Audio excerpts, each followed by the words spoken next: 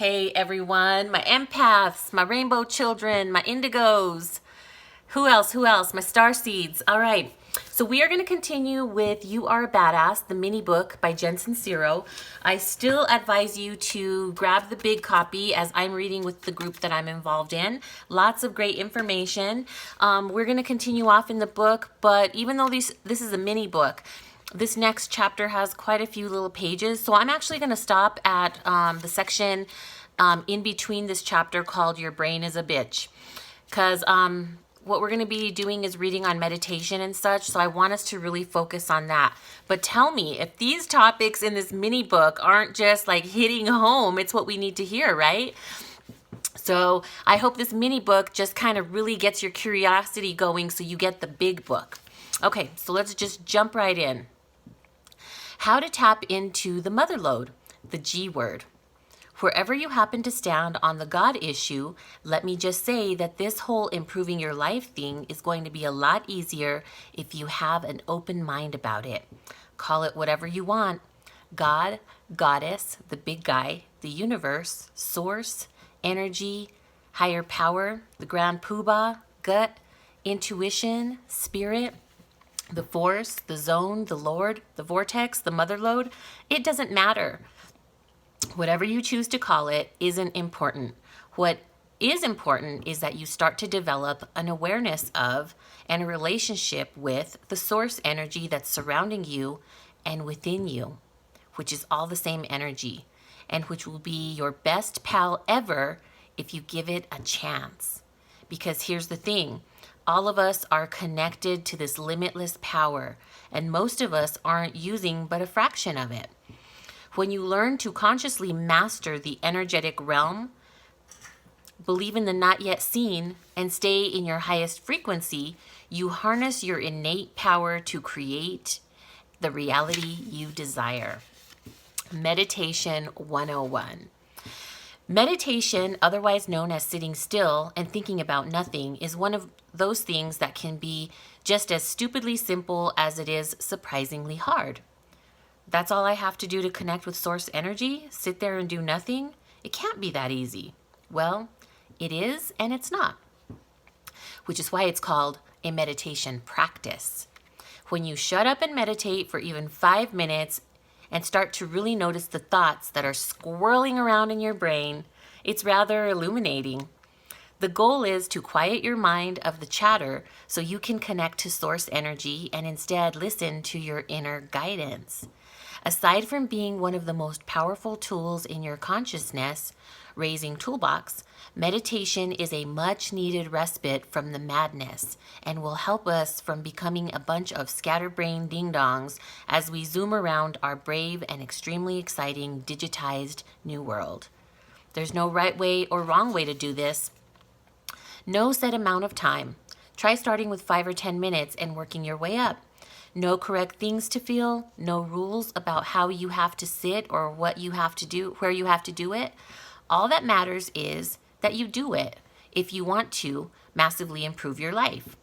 Because when we meditate, we practice getting into the vortex and connecting to source energy, which automatically brings us into the present moment, relieves stress, opens us up to receive unlimited information and ideas, puts us in a good mood, and helps us love ourselves. Yes, yes, yes to all of that.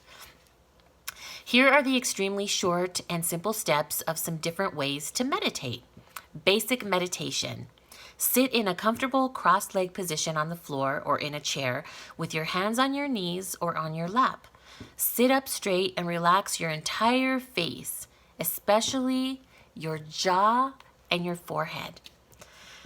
You don't want any of those wrinkles because then that means you're focusing on it too much. You just want like, take a few deep breaths, cleansing breaths to kind of get rid of all that tension in your face and the tension in your body, and then you'll really be able to get into this basic meditation pose. Excuse me. Let's see. All right. Close your eyes, or if it helps you focus and not fall asleep, keep them open and gaze softly at a spot on the ground a couple of feet in front of you. Or try lighting a candle, placing it on the floor in front of you and focusing on that. Notice your breath moving in and out of your body. You don't have to breathe in any special way, just focus on it. Gently release any thoughts that come into your brain and refocus on your breathing. Keep your mind as clear and empty as possible and listen for intuitive hits that may or may not come through. Experiment with mantras. Sometimes when the squirrels in my head are particularly active, I bring in a mantra to chase them out. I repeat a word or phrase in my mind like love, or thank you, or yes please, or om. Something that makes me feel good and is fairly neutral. But you could use a mantra like meatloaf. I guess that's your thing. Ta-da, that's it. Okay. So that's where we're stopping because the next section is your brain is a bitch.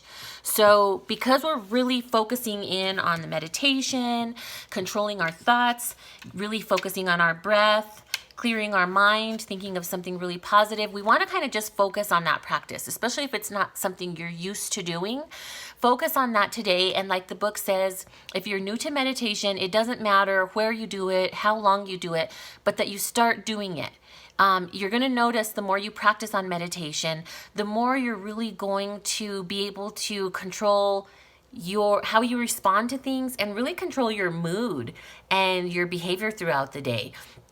There's so many factors that kind of swim around us in the course of a day, and to be able to, no matter where we are, standing in line at the grocery store, at work, at our desk, next to a noisy workmate, whatever, it'll be something that we really can get in tune with and practice meditation any and everywhere. And the more you practice it, the better you'll get, the deeper into meditation you'll be able to get, and the much more benefits you'll be able to receive from that. So that is just a sneak peek. And as you go on through your day today, remember we use these little tools to set up the tone of our day. So whether you are regular at meditation or whether this is something new, make sure you focus on using those meditation practices throughout your day today.